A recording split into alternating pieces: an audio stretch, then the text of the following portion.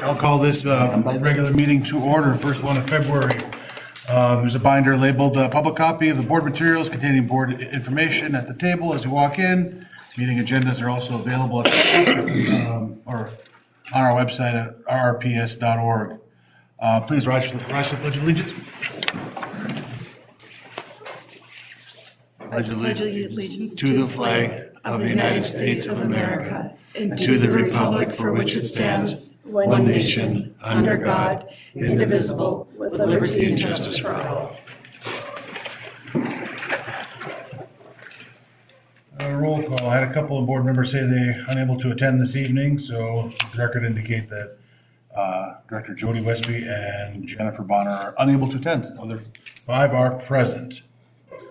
One slight change of the agenda. Cora is also, our student rep is also absent, so we will remove 5.1 from the agenda.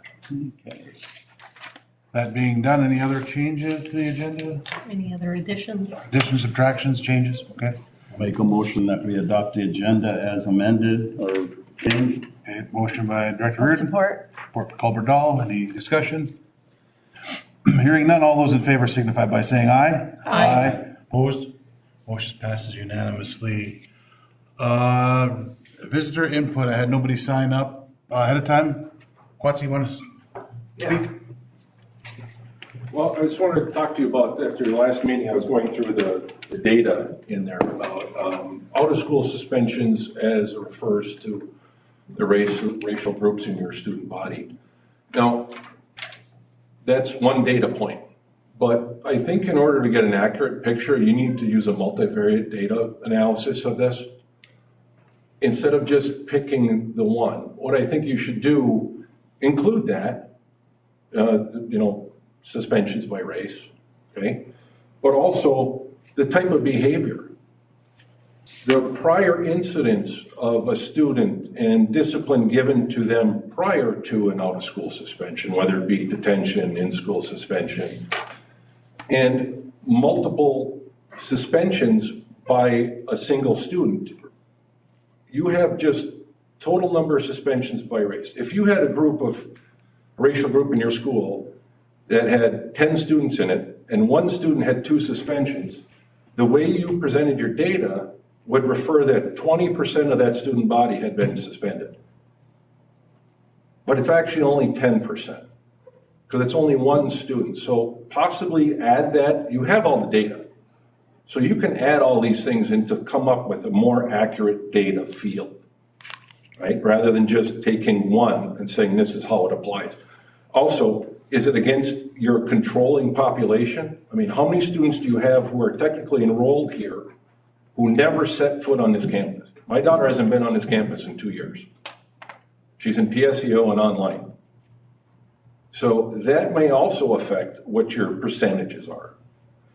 And one more thing, I was looking at your agenda tonight, and there's a document entitled Equity, What Works and What Doesn't Work According to Research. And I assume you're going to use that to form some type of equity plan. That was authored by Professor Francesca Gino from Harvard Business School. Oh, well, she doesn't work at Harvard Business School. She was fired from Harvard Business School. She was fired for falsifying the data in her research. There's about a dozen of her academic works, scholarly works, that have either been retracted or in the process of being retracted right now. So before you take her documents and use it to form a policy, just Google Francesca Gino. Because if Harvard fired her, well, I guess they call it unpaid administrative leave. We know that means that we'll let you find another job so we don't have to fire you, you can resign. But that information that's in that agenda item, I think that you should take with a grain of salt, because her work, her data has been proven. I mean, Harvard took 18 months to figure it out. It said she doesn't qualify, her work doesn't qualify, doesn't pass the smell test. So I would appreciate if you have the data, take the data you have and come up with an accurate number. Come up with more accurate numbers, I guess you could say. Thank you. Thank you. Thank you. Is there anybody else that'd like to speak? Moving along, we are at the consent agenda. Can I get a motion? I'll move. Support. Motion by Culver Dahl, support by Director Reardon. Any discussion? All those in favor signify by saying aye. Aye. Opposed? Motion passes unanimously. Reports, we are at 5.2. Mark Winter.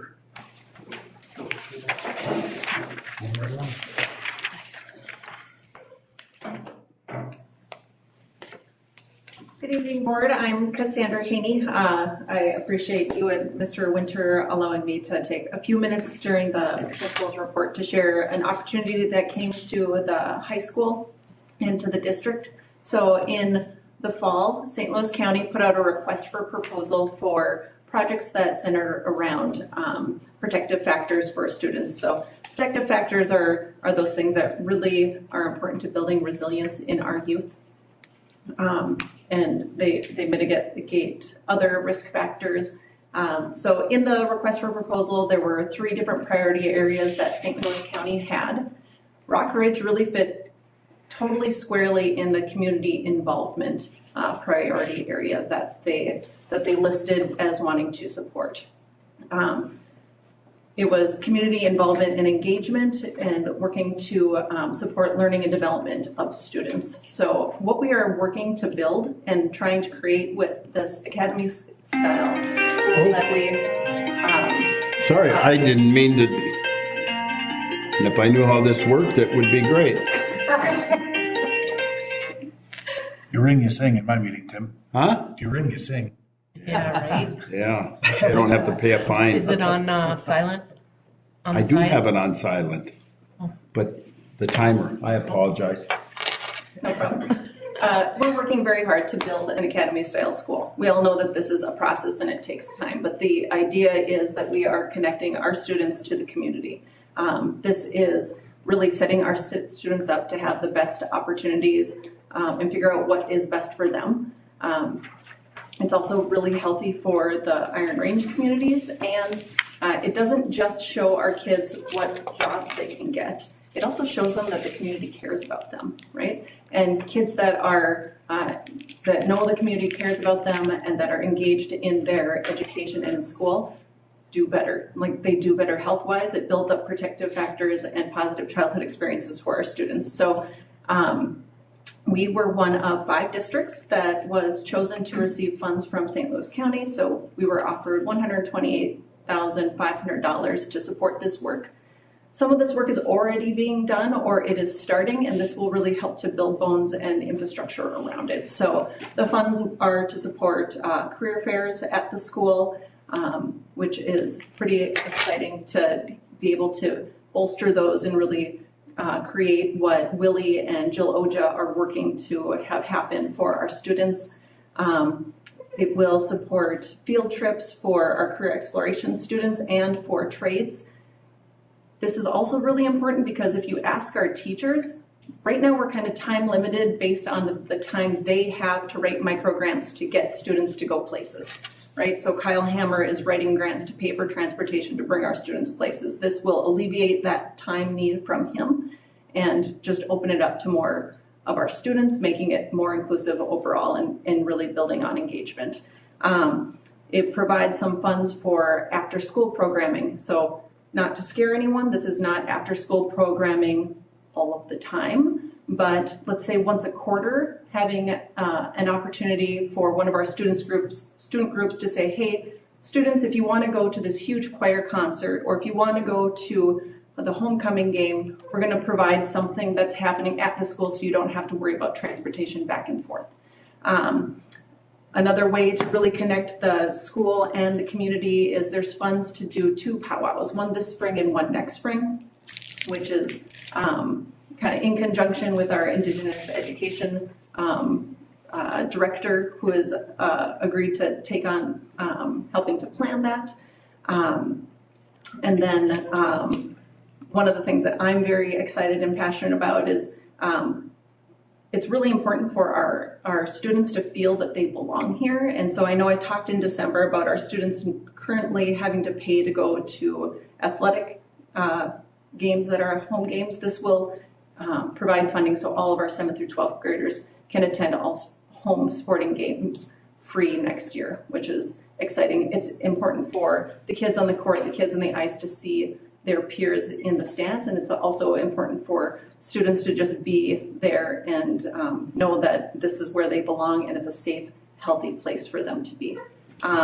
Willie is going to add in doing some evaluation, so surveys and intercept interviews just to find out what's working and what isn't for our career fairs and for our field trips, and really that's something that we kind of need to be doing anyway so that we can pivot where necessary and build on the things that are going well. So I'm excited to share the opportunity with you, and yeah.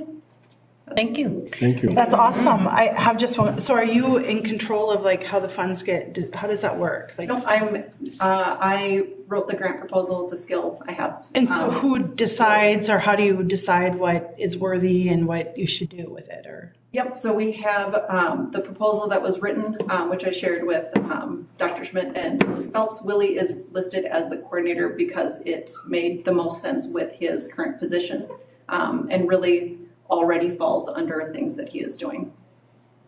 So yeah, so he'll be the kind of the go-to to see where funds get spent, and I'm sure Dr. Schmidt and him will have conversations about how best to use them. Awesome, thank you so much, yeah. Excellent question. Thank you. Thank you. A few other things going on at the high school right now. This week, actually today, we started the registration process, so we are now over the next approximately 3 to 4 weeks in a deep dive into registration for next year. Special education started today, handing out their information. They will officially register on Thursday.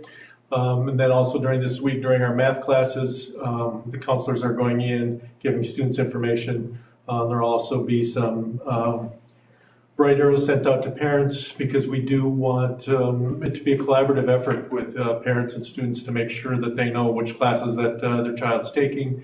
And we are also asking for some signatures on their forms. Next week, they will do the official registration online. We have it set up where the students actually register themselves with a counselor in the room, and we will then make sure that their sheet matches what they actually registered for. That saves our secretary many hours of adding registrations one by one, so students can take 2 minutes to register themselves, and everything's in the computer. So registration for the high school basically will finish up this next week for the most part. We will then hit the next grade, 7th grade, this year's 6th grade, the last week of February, first week of March, visiting the 2 elementaries twice, once to give the information and then once to have them actually register online as well. So deep into it, early March, we will start looking at seeing which courses are going to be able to run, because we have the numbers, and which we're going to have to relocate some kids and things like that already. So that's very time consuming for myself and the counselors over the next few weeks. Just kind of an FYI today, as you may or may not know, every other year we do the biannual Minnesota State Student Survey. That was given today. If you haven't heard, you may hear about it. Sometimes there's a little controversy over it. Again, there's process started about 2 weeks ago with that too, offering opt-outs for parents. They were sent bright arrows, they were sent information. Anyone can view the survey by coming into the office. And we did have several students that did choose to opt out, which is perfectly fine. So that survey was given during the English classes this morning.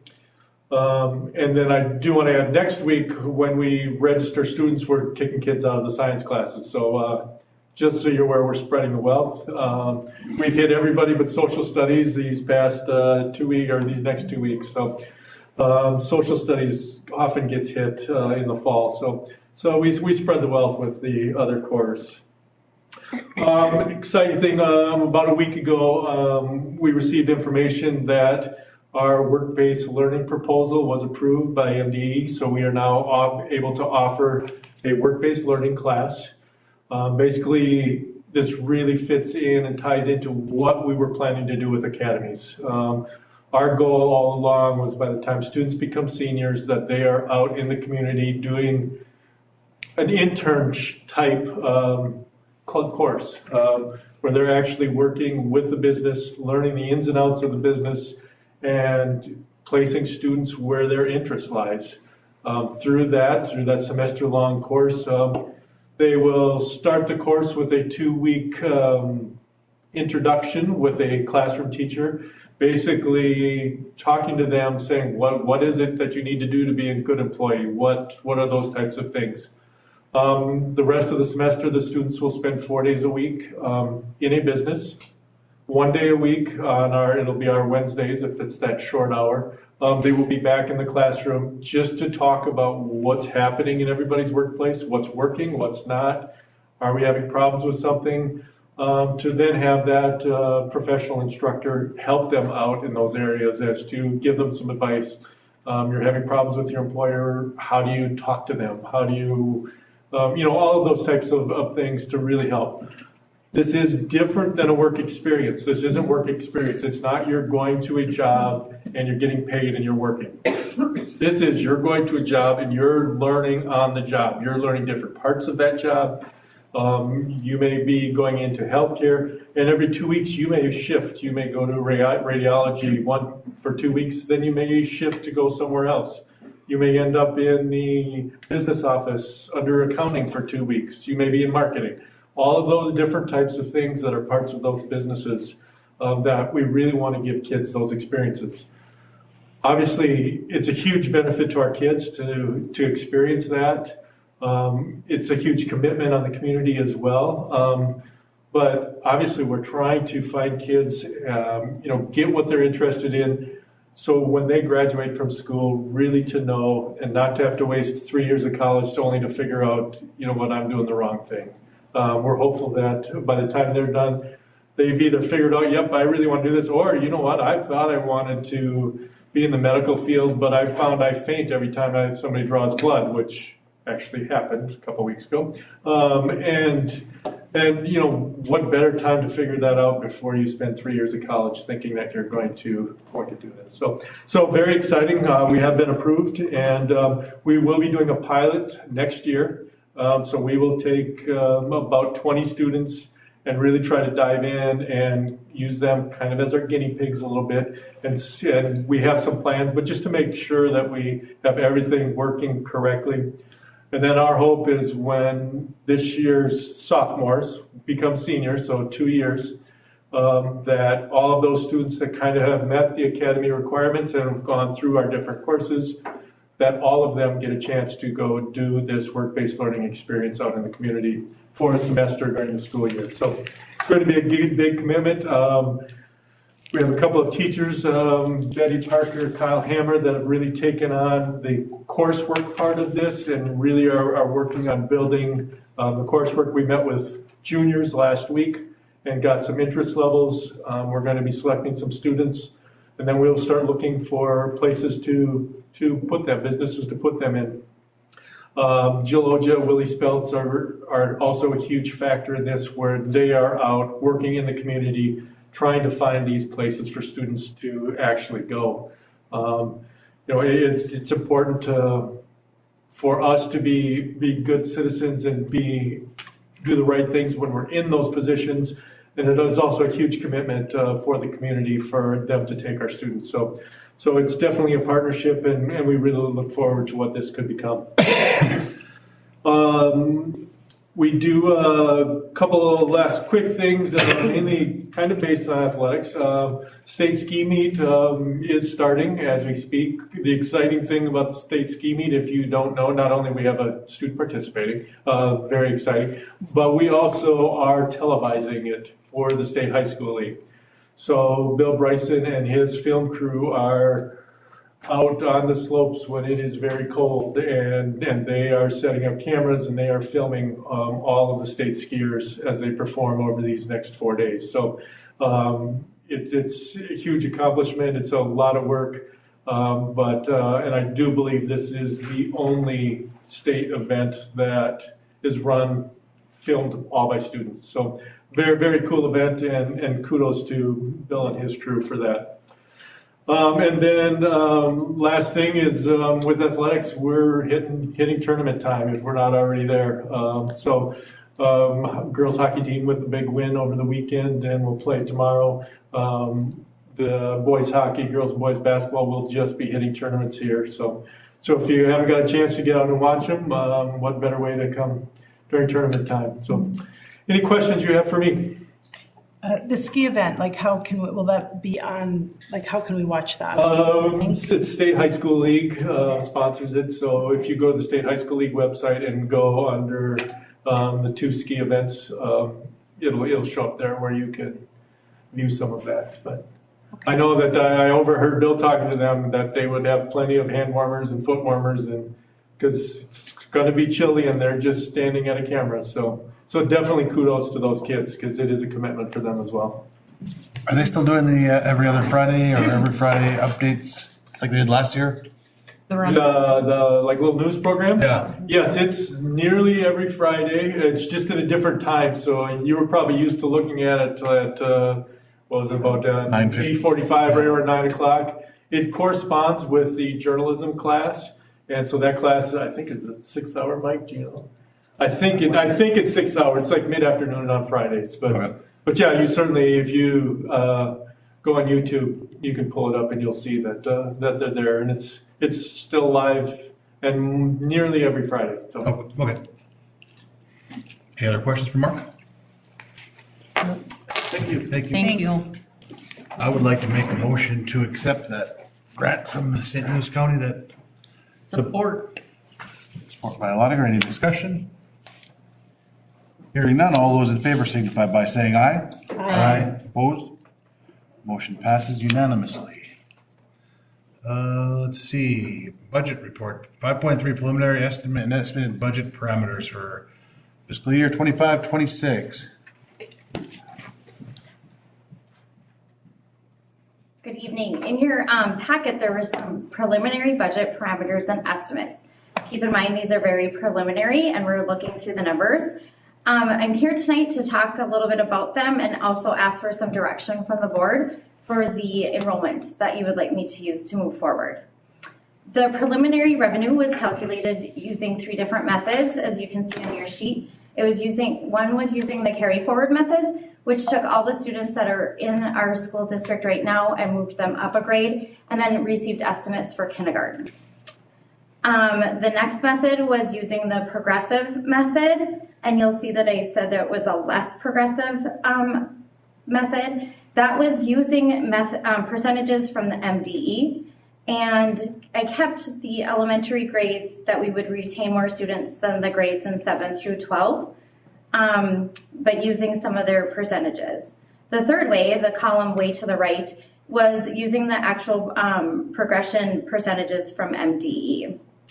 Also, I used the revenue based on a 2% increase from the state. Keep in mind, 2%, which was recommended from ARC, is only $146 per student, adjusted pupil unit. Gosh, I can't say pupil. So keep that in mind. It's only $146 per adjusted per pupil unit. You'll see the 3 different methods that were used, but I am asking for some direction on how the board would like me to proceed using those methods so I can work on more numbers for the budget. Also, if you notice the expenses, we were, keep in mind there's some unfunded mandates that we are required. Right now, the new Minnesota State paid leave is upcoming, and that is projected to start on January 1st of 2026. We don't have actual percentages of the cost of the employer right now, so I used estimates. There's also our summer unemployment, which is hourly employees that can apply and qualify for summer unemployment. This has happened for 2 years. This would, I believe, be the 3rd upcoming year. We did receive funding before. I have not heard that we would be receiving funding for the upcoming years. We also have the iPad lease. So we have 3 years of an iPad lease that we agreed to. This would be year 2 of the payment. Also, keep in mind the additional considerations that I have listed. Those are just some additional things to keep in mind as we're looking through and working through this budget process. I do want to bring forward and to keep in mind too, as we make decisions for the upcoming year, that in 26-27, the graduating class of 26 is very large, and our kindergarten class would not meet that large class. So just by them graduating, we do lose students. So keep that in mind for 26-27, and then that's year 3 of our iPad lease. So I guess what I'm here tonight to do is ask for some direction on how you would want me to proceed with the enrollment going forward, and then also if there's any questions. Well, Mr. Chair, I have a question. How did we do it before? Didn't we just move the classrooms up and do an estimate at? Last year, you told Andrea that, yes, however many kids we have moving forward one grade and assume they all come back.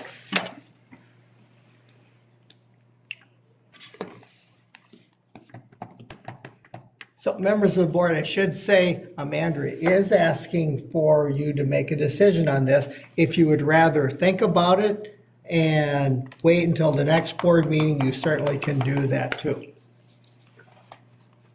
Why would we do that? Give her more time to work on the budget and us. I don't know. It's your call. No. And we would have an updated numbers for you at that point in time too. But she will need to know which numbers you want her to use. I'm looking at this right, I mean, the difference between the lowest and the highest, it's quite significant. Yes, yeah. And that was the progression method on the right-hand column with the 2,247 students. That was using the actual percentages with an average from MDE. So those are averages that they have to use. I feel like we should be more conservative than that. I guess I like what we did last year. Like, I mean, how did that work for us, the carry forward method, or was it? I mean, we've had a loss of some students, so I mean, it is hard to. With the graduating class being so large, and then that's. And that's for the future year too. Yeah. I should reiterate that again. That's the class of 2026, so that's looking one more year down the road. Yeah. But keep that in mind as we're making some, budget parameters and decisions as you're going forward. That's a loss of like 50 kids, isn't it? It is. Yeah, so that's a significant, It's a very it's an significant aberration of enrollment there. And that is for the future. Yeah. As you can see it on the spreadsheet that were attached in the board packet, those were the actual documents I used to move everyone forward and the percentages and 100 such. kids. Yeah. 100 kids difference. Huge.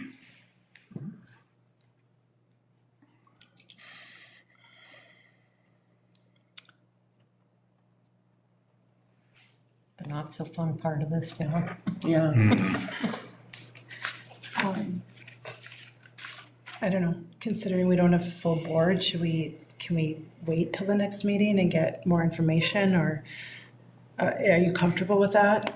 Or do you really want to know tonight? Well, it would just help in the actual process too, so Okay. keep that in mind. But whatever you decide is. You're the numbers gal, but I'm It's just thinking. nice to have the Yeah, direction so that we can move forward too. maybe the middle, I would think just the the middle middle column, one, that's the middle what- column, then it's kind of, there's such a difference, it's what, And I will add, from the middle column to the right-hand side, like I said, using that middle column, I did keep the percentages higher, and it was kind of on my own. I used the percentages higher for elementary. I did use the percentages that MDE had out there for the secondary grades 7 through 12. I feel most comfortable with the middle column, I would agree. yeah, maybe, Lisa, do you? Yeah. Yeah.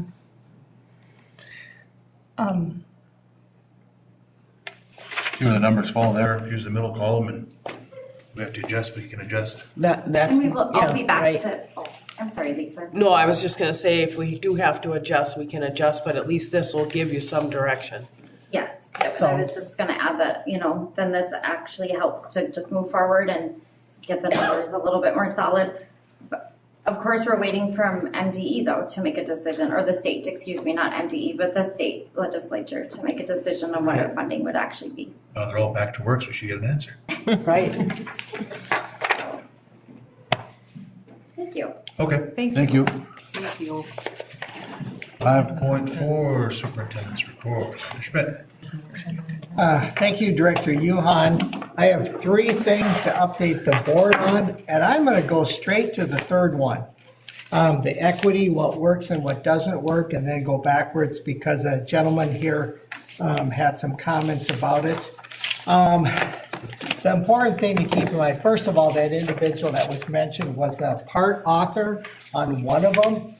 The bulk of the information came from Scientific American, and I studied quite a bit about this, read quite a bit about this.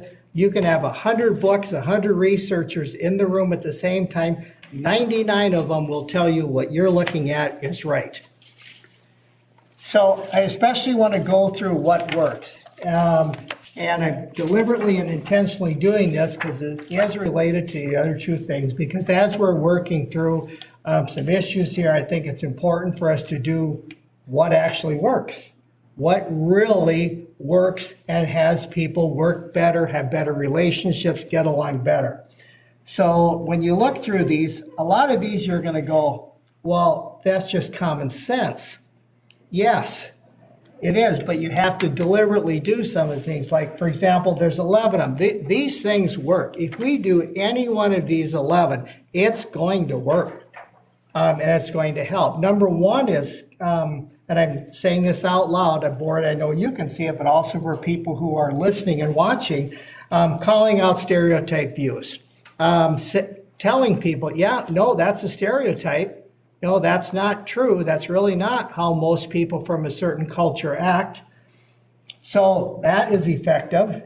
Number 2, gathering more individual information about people. So rather than assuming that we know what people are like, we should find out more about them rather than assuming they do act a certain way.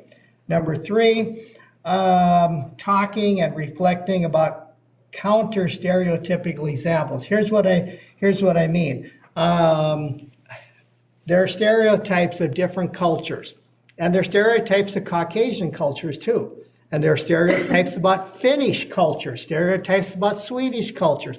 It's endless, the number of stereotypes you can have. So what also is effective is pointing out to people that, well, what about these folks? What about they don't fit? They don't fit the stereotype. So it's also important to point out that no, this doesn't apply to. There are people who don't fit the stereotype. That's a counter stereotypical example. Number 4, you've heard this one before, adopting the perspectives of others. Simply walking a mile in someone else's shoes, simply looking at it from someone else's perspective, it's helpful. And I think we've all done this, but especially deliberately and intentionally doing that helps. Otherwise, you don't really know what life is like for someone else. Number 5, yes, having more interactions with people and cultures you don't know about, we don't know about. So if there is no contact between 2 groups of people with different viewpoints and cultures, yeah, there's going to be sparks. But the more interaction occurs, the more you know each other, you understand what's happening, it goes better. Number 6, and yes, a lot of what you're hearing right now, you hear many ministers preach this in the churches. This is not new information. Number 6 is simply tracking progress towards goals. Just having a goal and then actually seeing if you're heading in the right direction. That works. Number 7, having some kind of standardized hiring process. So it's not like my favorite person we're going to hire and bring to the school board. And I'm going to go over a hiring process in just a minute, but having a system, a process when folks are being hired. Next one is having some kind of incentives for improving diversity. Businesses do this, and it works. Having some kind of incentive to so you don't have all folks from one culture, one race. They work. Number 9, this is common sense, giving people examples of how to act. So if you do encounter someone you don't understand or a culture, a group of people, telling folks some examples of how to act and how to do it, that's helpful. So when two cultures are coming together, two races are talking and working through each other, tell the people how you should act. What are they used to? That works, it helps. Number 10, again, this is common sense here. This is not high-level intellectual stuff here. Having different groups working towards common goals. So everyone is working towards the same goal. This happens all the time, and it works really, really well. The problems occur when you have different groups and they're working for different goals. And some of them are perceived, some of them are real. You just want to get everybody heading in the same direction. It works. Number 11, it says making the invisible visible. What this means is, frankly, if something isn't going right, saying it's not going right. If something needs to be said, say it. If you're somewhere and you hear somebody say something, rather than pretending you didn't hear it and going on, maybe turning to those folks and say, you know, you can't say that. That's not a respectful thing to say. That's what I mean by making the invisible visible. So as we kind of slowly work through this process, and I'll talk about a little bit more in just a second, these are the things that work. If you as a board do any of these, it's going to work. If you do some combination of them, it's going to help. It's going to help your kids, it'll help the staff. I believe it will help everyone. So that's what that means. It does work. All right, I'm going to pause. Any questions so far on anything that I've said? All right, I'm going to go on to the process for hiring teachers and administrators. So you actually saw this if you were on the board a couple. You're not going to go over what doesn't work, or you're going to come back to that? No, I'll go over it right now. Thanks, Director Yuhan. So there's also some things here that don't work. For example, and again, a lot of these are going to be common sense, voluntary programs that don't include everyone. Meaning we're going to have certain people do these programs, but not you. So you've got to include everyone. What also doesn't work is if you don't keep or collect information on things such as race, gender, who gets promoted, who gets honored, who gets detention, who gets in suspension. If you don't collect that information, you don't know what's going on, which is part of the reason why I showed you the information at the last school board meeting. So calling out the data and actually looking at it helps. So if you don't collect it, you're right, it doesn't work. Number 3, not giving people strategy. This goes along with having two groups and helping them learn and understand how to work with each other. So if you don't give people strategies and individuals examples or any strategy of how to talk to other people, it's just not going to work. Next one, extreme examples of that cause people to say, I never do that. Like examples that are just so extreme that they just wouldn't happen. And using those as examples of certain things, then people just go, well, I would never do that. That's not me. That's somebody in Georgia or Washington or New York. So that's not effective saying things like that. Some anti-bias and implicit bias training doesn't work. When you look at it, it looks like it should work. And it does make people feel better. But some of the specific training, it doesn't work as well as what we think it does, especially on some of these specific programs related to implicit bias. It does, however, help individual perceptions and feelings, but whether it changes behavior or not, that's a little bit harder for us to tell. Number 6, shaming somebody. Telling a group of people or shame on you or how horrible it is, that's awful that you did this. It's not helpful because what it tends to do, people tend to retreat to the corner. And so if you make fun of a group or shame them in some way, that really is not helpful as far as helping people work together. Number 7, taking something away from a group of individuals. So if you have multiple groups and you're going to take something away from someone and give to someone else, that doesn't work because the people you took something away from, they don't like it. That's not surprising. That's kind of human behavior. So the general idea is to get everybody everything rather than taking something away from someone else. The last thing on that doesn't work, a belief that another group is working against us. So thinking that a different culture, a different race, or a different cluster of people, that they're against us, they're not with us, they're not part of us, they're working against us, they're trying to subvert us. I mean, come on, that doesn't work. No surprise there. That's not going to be helpful as far as helping anything work together. So those, as far as what works and what doesn't work, those are some general parameters, guidelines as far as what seems to work and what doesn't work. All right, now I'll pause and ask again any questions from board members. Okay, let's go to the process for hiring and interviewing Rockridge staff. I showed this to the board members 1-2 years ago, and so I'm going to show it to you again. And this is a rough draft. And on this topic, and the cultural liaison coordinator, what I'm going to suggest is that once you approve your committee list, then these 2 items go to the personnel committee for further discussion. So I'm just showing this to the board. You're not doing anything. This is just for your information right now. We do have a process for when we hire staff, when we hire all staff. I'm not going to go through all of this one, but there are a number of steps along the way as far as what happens.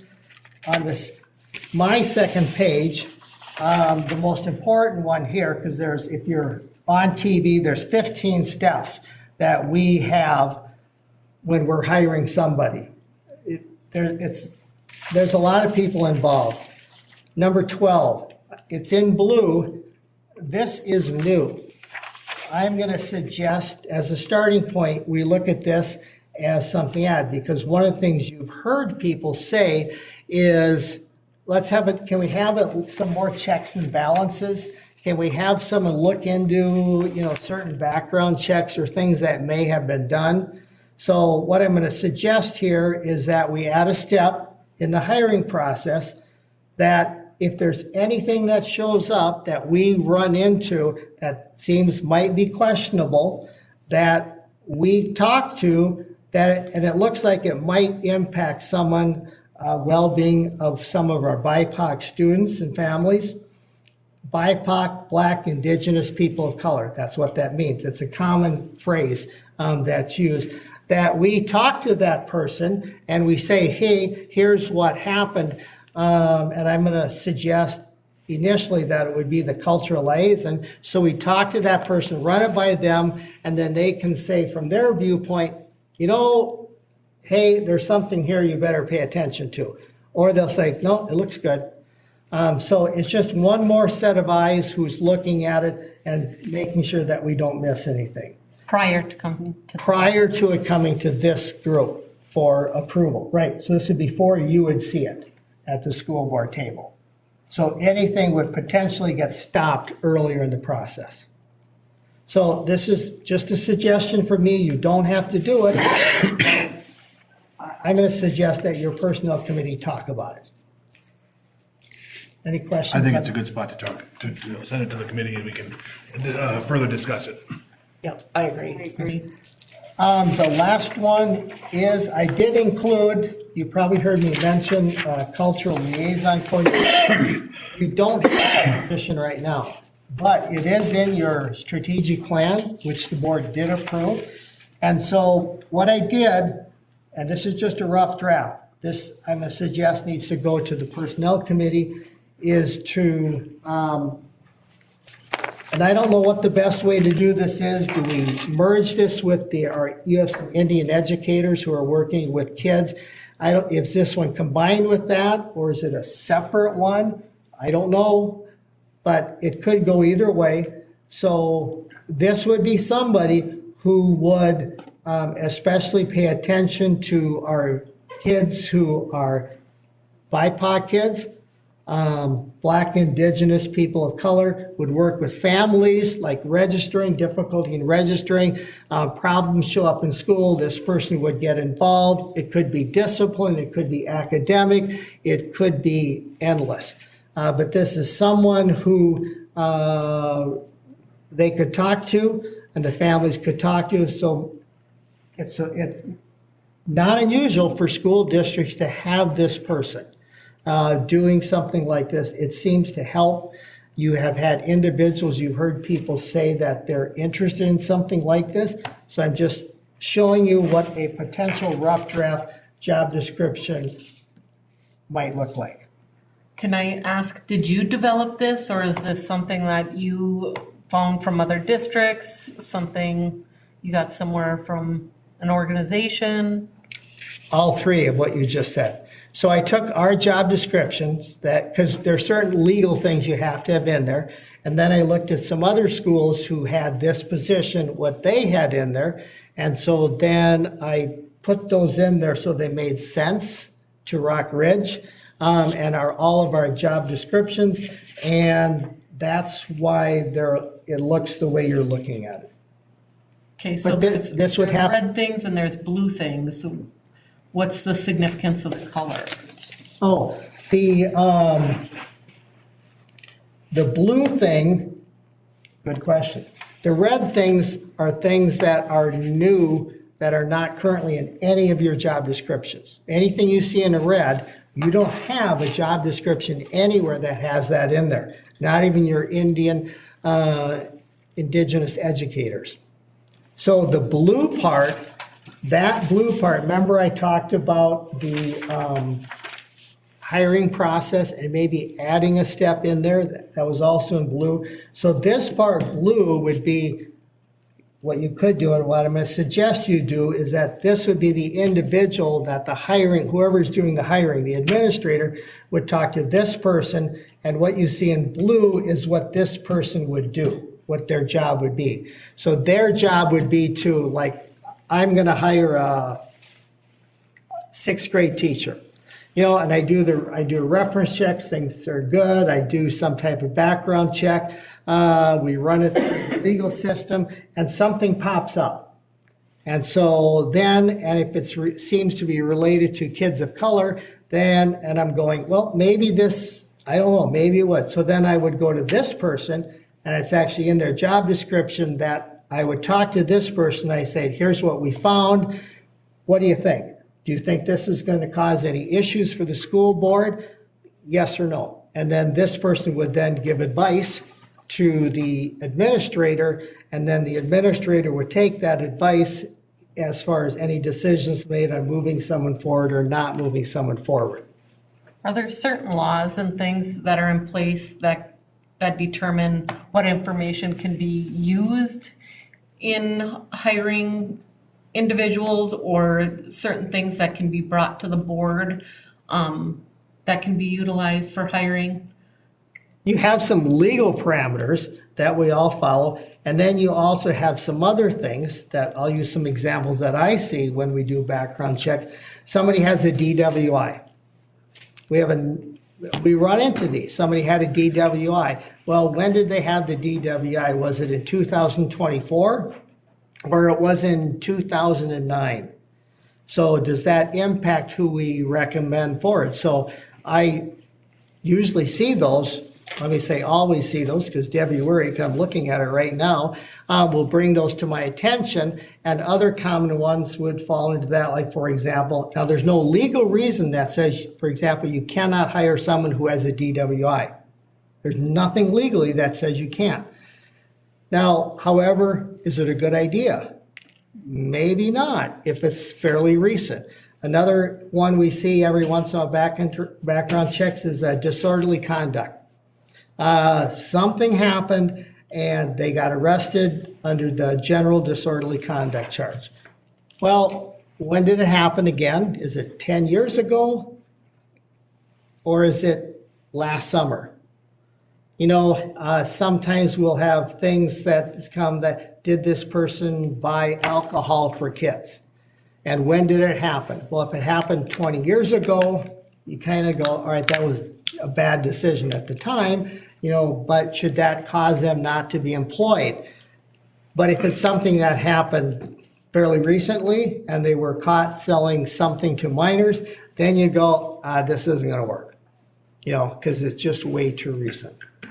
So it's things like that that we tend to see on background checks. So I feel like there's something we're missing, and that's like social media and being Googleable. Is that something that we look at, or, you know, before we hire someone? Yeah, so that's also, so if we do this, let's say we do the social media search and something pops up, they've made some posts on Facebook, you know, and let me say they make some clearly inappropriate Facebook posts about a certain race or someone of the LGBTQ plus community, then we would bring that to this person's attention. We would say, hey, here's what we're finding on social media. This person is doing this on Facebook. What do you think? And so this would be another individual who would look at something like this and say, no, this is going to cause problems in the BIPOC community because of what this person is saying. And so that would be something we take in consideration before it got to you at the school board level. In the school, when it does get to the school board level, again, there's certain legal parameters for us too. We can only make decisions based on the information we're given as well, correct? Right. Like we're not supposed to be doing any kind of Investigation.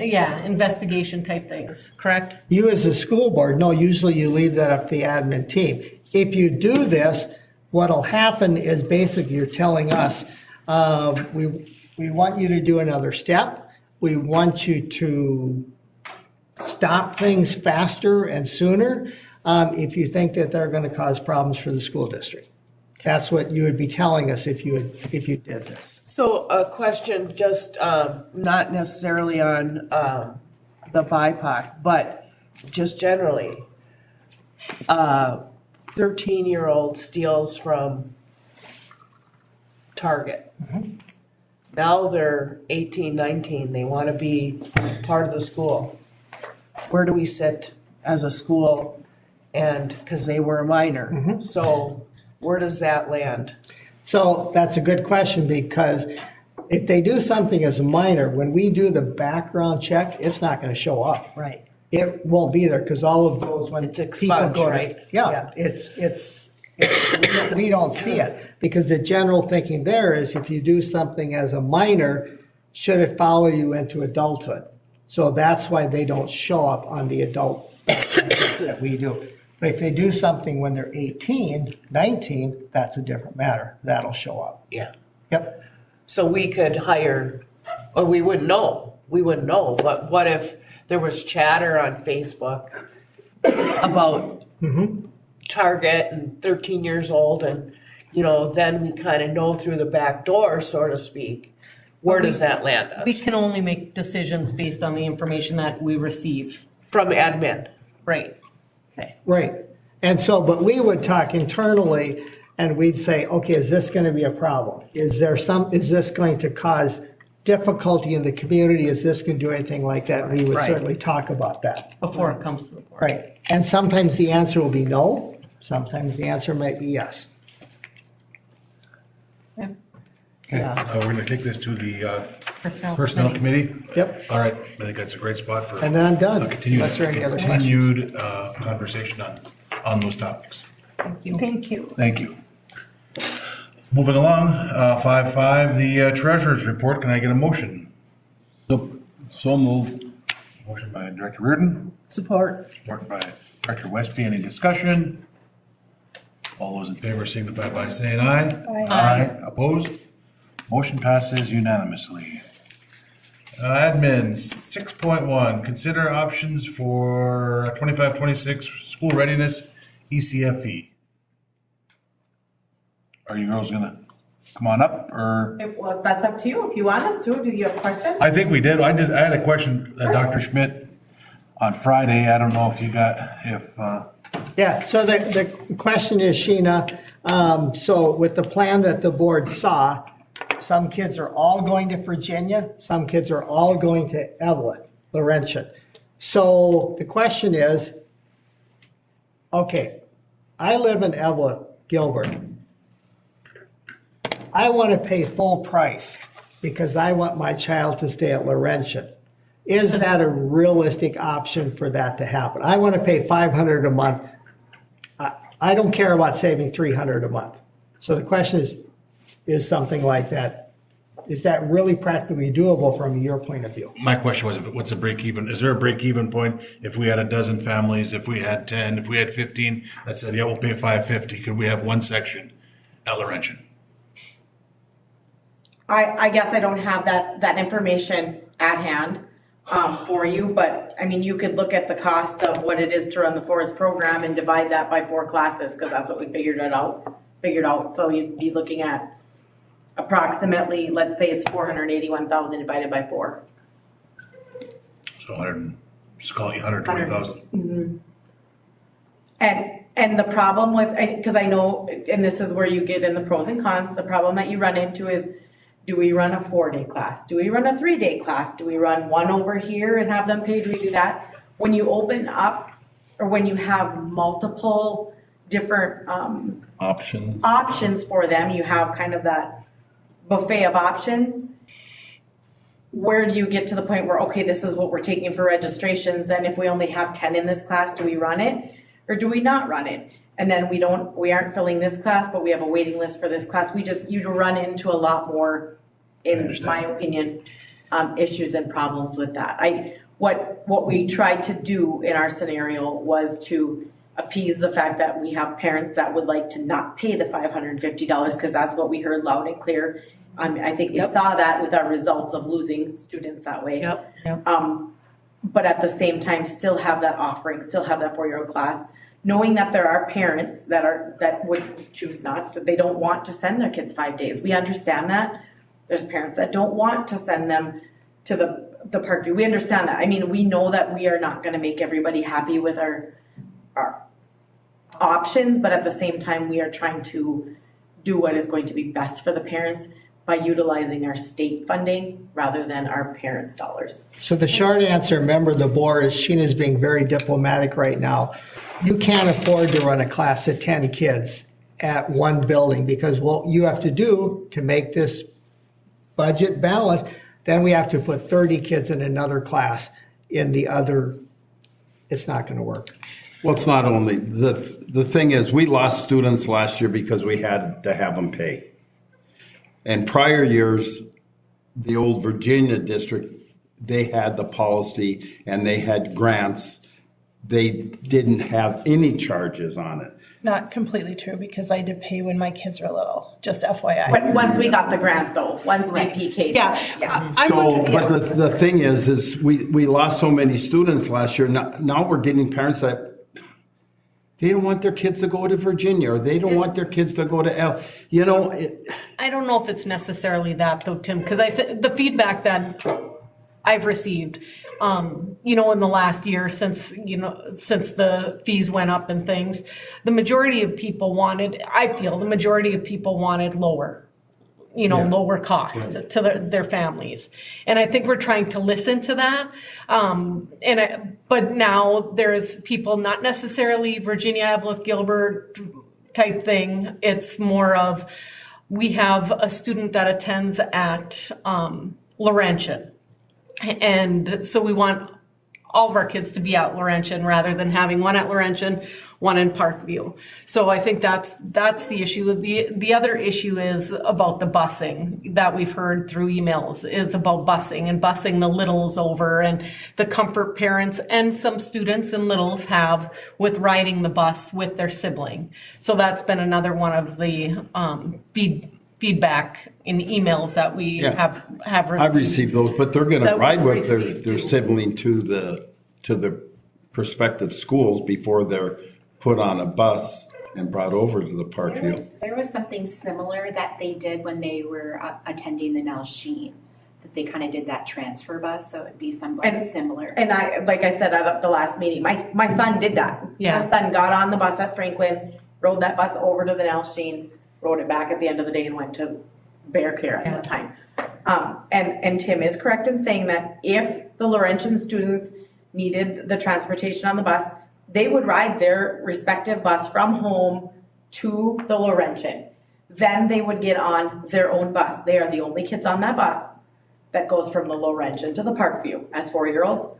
Then they would get back on at Parkview, come back to the Laurentian as only the 4-year-olds before they got with their siblings. So the busing thing, is there an adult that's going to be on that bus too? We have not even gotten that far, but I would assume that, yes, there's gonna have to be some sort of management on the bus with them. And I mean, I'm thinking back, and I know it's a little bit different because of the littles being, 4 or whatever. I know it's a little bit different, but I just think back to, I had one at the Franklin Elementary and one at the Nell Sheen, I know it's not ideal, but I think what, we're trying to do here is trying to appease the majority by having lower fees. And I understand, parents, I understand all their concerns and I can appreciate that they're. Yeah. How many kids did we lose, do you think, by?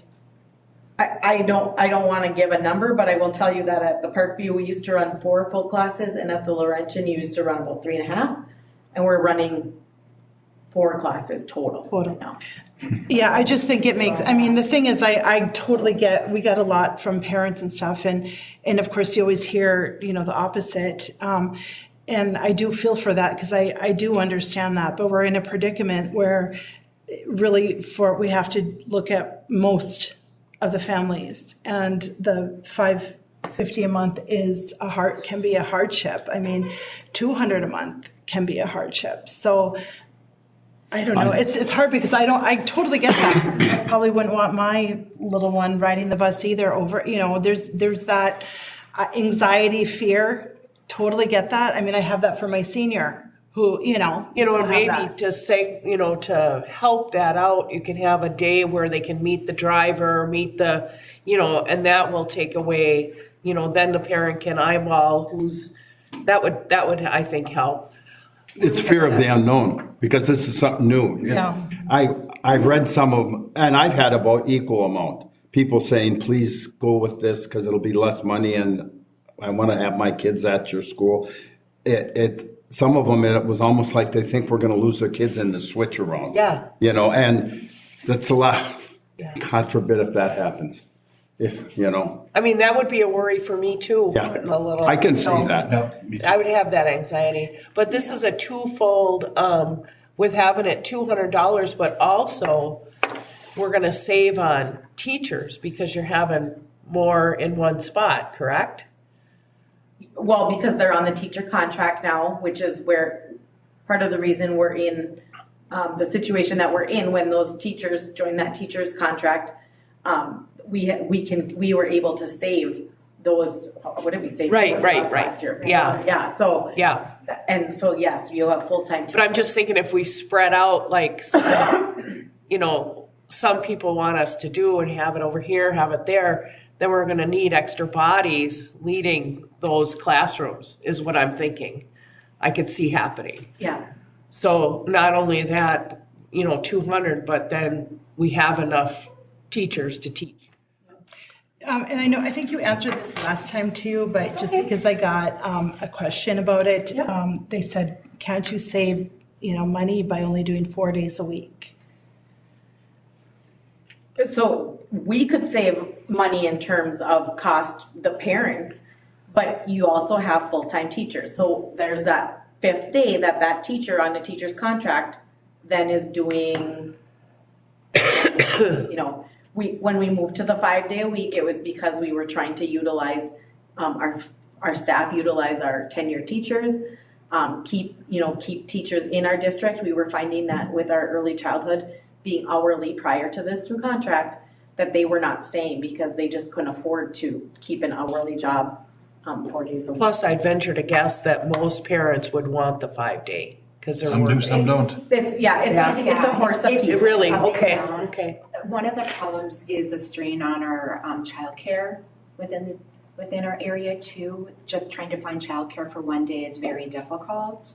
That was kind of one of the pieces when we kind of It talked depends about on the families. family situation. Right. I mean, if they're a stay-at-home parent or. No easy answer, yeah. It is, excuse me. It's difficult because there are so many different families out there that have so many different family situations, and there's not a one-size-fits-all, Yeah. so, One more. yes. So last time we talked about the grant funding was only available at the Parkview.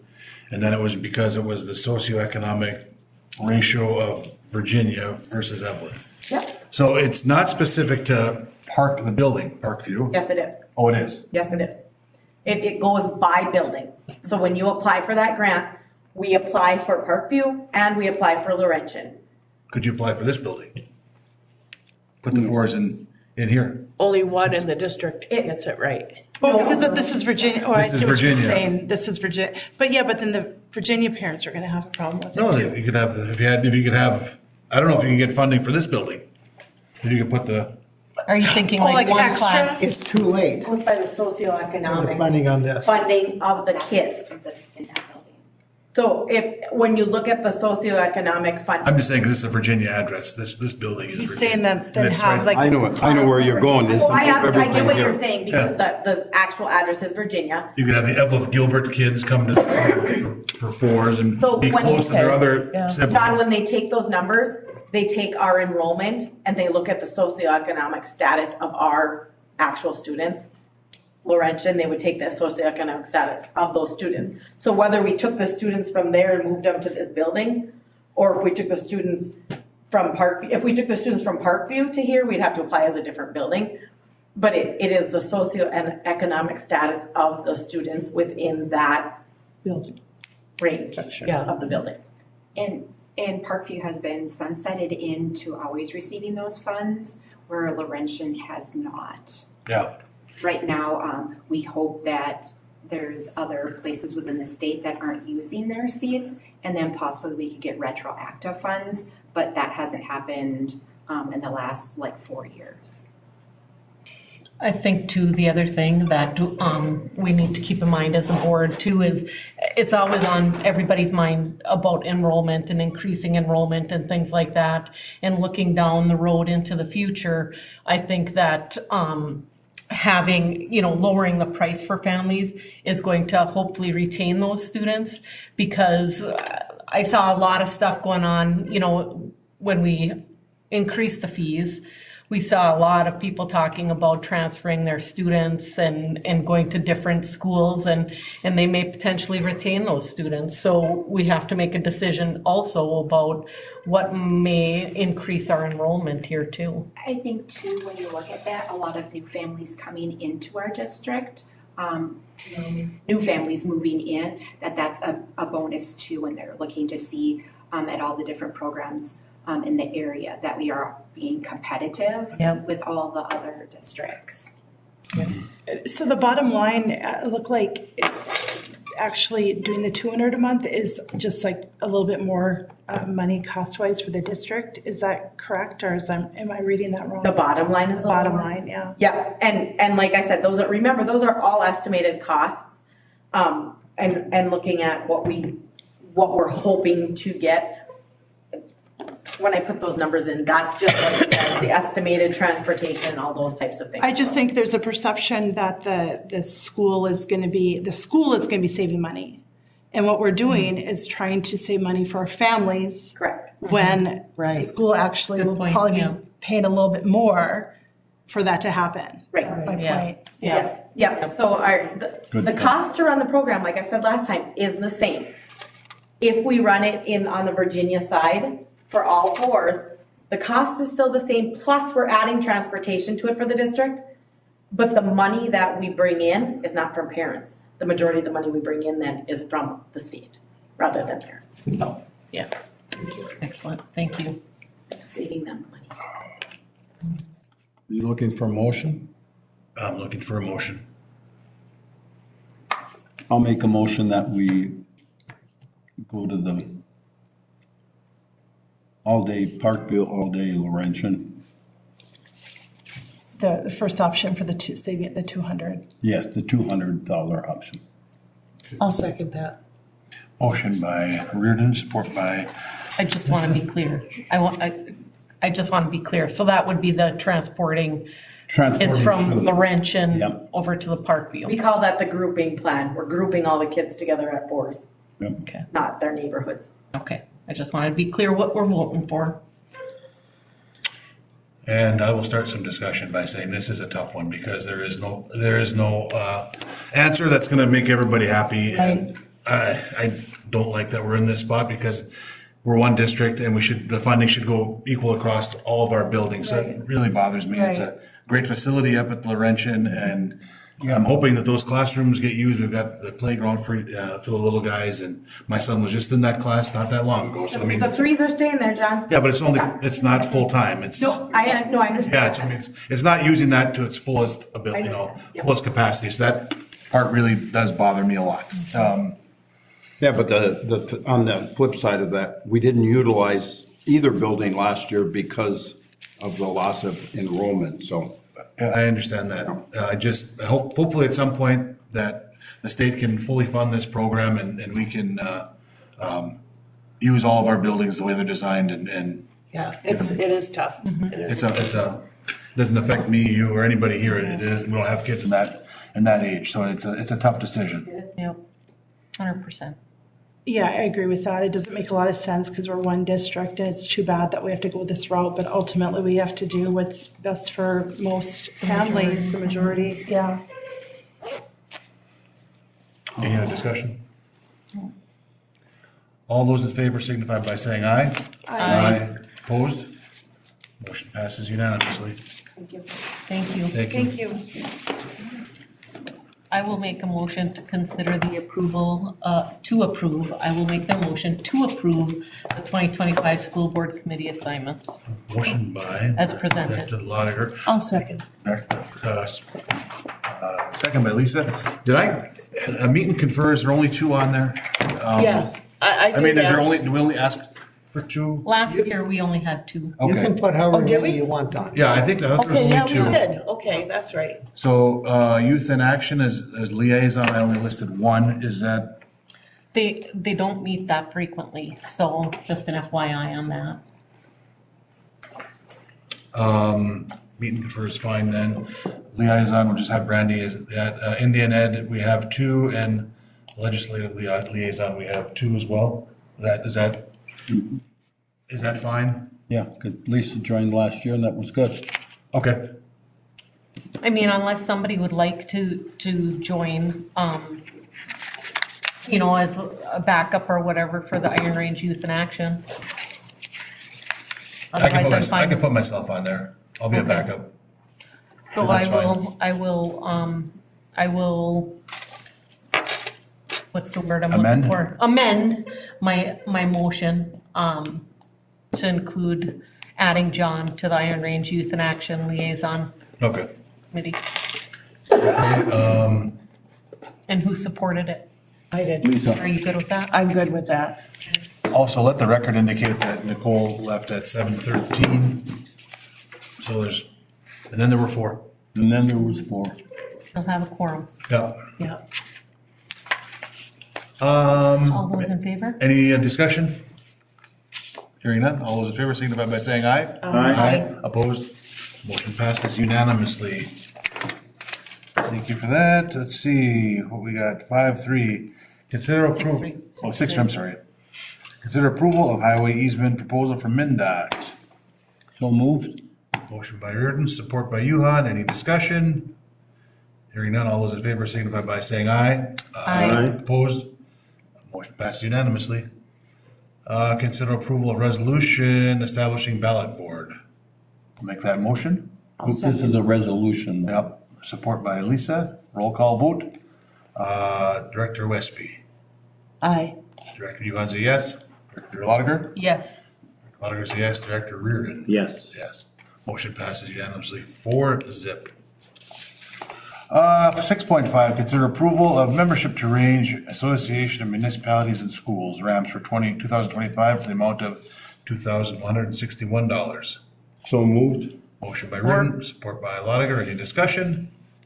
All those in favor signify by saying aye. Aye. Opposed? Motion passed unanimously.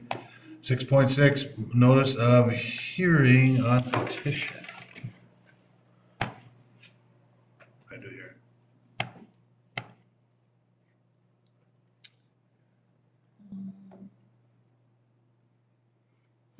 It's not a resolution, right? It's just a, What this is, members of the board, is, has to do with the Highway 53 and all the construction. Oh, yeah, you talked about They, MnDOT in St. Louis County, they have to have public hearings just like you do. So on the work that they're going to do, they have to have an easement to use some of your land to do the construction, and they need to have a public hearing to do that.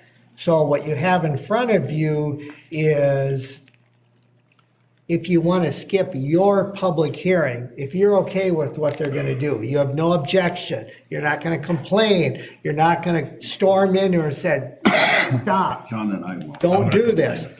You can simply say, we waive our right to the hearing. We're okay with what you're going to do. That's what this is. And if we don't do anything, So, we're on We election. already agreed to the easements. Yes, but this is different. Now you're waiving this your is for right. them to, this is for them to utilize this sports road as a alternative, right? Yes, it is, but from their point of view, they have to have public hearings, just like you do for certain things. So if you say we're good with what you're doing, you're saying we don't need to go to a public hearing with you on this. I'm good. I'm good. I'm not going to a hearing. Huh? I'm not going to a hearing. Here's the. No. I will go with what the board said, but I can't fathom while they're gonna take highway semi-trailers through that parking lot, through a one-stall bridge in our sports facility. That's only the ones that have to access businesses on this side of the road for a week. It's not all the traffic on 53. But it's, For sure. Now, no, it's not all the traffic on 53. Yeah. but it's anybody that has to get in here. Yes, but during that time period, we're gonna make sure that's a very short list of people who need to get up here. We'll close activities down. It'll just be too difficult. And if they do need to do anything down there, they have to put it back. So if that. Yeah, if they have to widen that, they'll. Yeah, then they have to put it back. That's part of the rules of how this works. Okay. Summer baseball schedule is done, and Oh, it will be. it's front heavy for home games and on the road. On the road the rest Second. of the time. Yep. Yeah, I know we discussed this before. Yeah. I'll make a motion that we go with the notice of hearing for them. Well, or we waive the notice of hearing. Support. Any discussion? All those in favor signify by saying aye. Aye. Opposed? Motion passes unanimously. Meeting announcements. The next regular meeting is Monday, February 24th at 6 o'clock at the Rock Ridge Administration Building. I just want to say about that, I won't be at the next meeting. It's highly unlikely I'll be there. I might be just be late, but I have a work commitment Okay. that night. Okay. Can I get a motion to adjourn? I make a motion. Support. Motion by Westby, support by Lotiger. All those in favor signify by saying aye. Aye. Thank you, everybody. Go Wolverines.